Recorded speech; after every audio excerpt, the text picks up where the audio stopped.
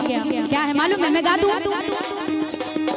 गंगा जी नहाए बहे मैया जलवा ले आइबो हो।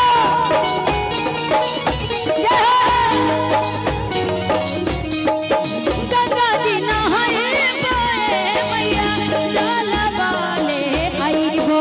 आंगन लिपाइबो मैया कलशा धरइबो। आंगन लिपाइबो मैया कलशा धरइबो। आरे आई जनवरवा दिहतु मैया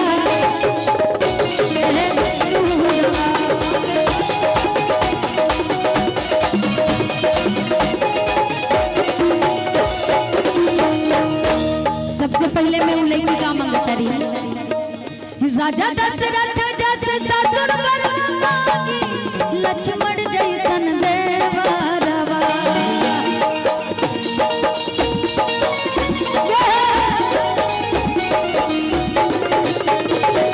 राजा दशरथ जस ससुर वर मांगी लक्ष्मण जैसन देवरवा। अरे ऐसन बदला दिहतु मैया सोजल रहे से लुहुरवा।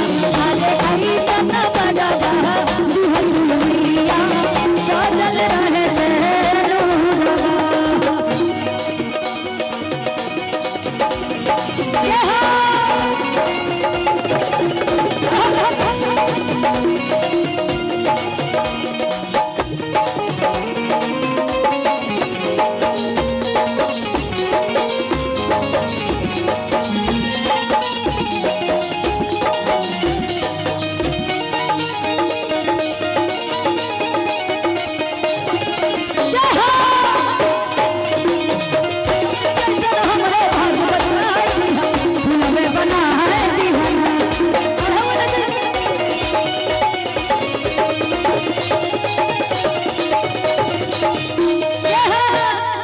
और क्या मांगती है?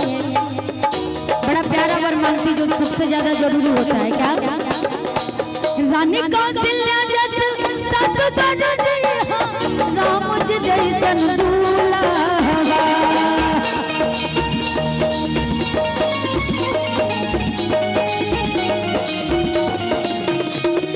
रानी कौशल्या जस सासु बन दिया राम जी जैसन दूल्हा।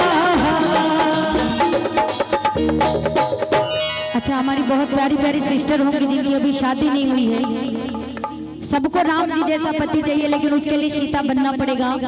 अगर आपको कौशल्या जैसी सास चाहिए तो सबसे पहले अपनी मम्मी की बेटी बनना पड़ेगा, तब जाकर के। अच्छा, राम जी जैसा सौम्या सिंह। अच्छा अच्छा, उनको चाहिए राम जी की जैसा। क्या बात, आपको नहीं चाहिए? क्यों? इनको अरे नहीं नहीं के रानी कौशल्या जस सास वर मांगी। अरे राम जी जैसन दूल्हा।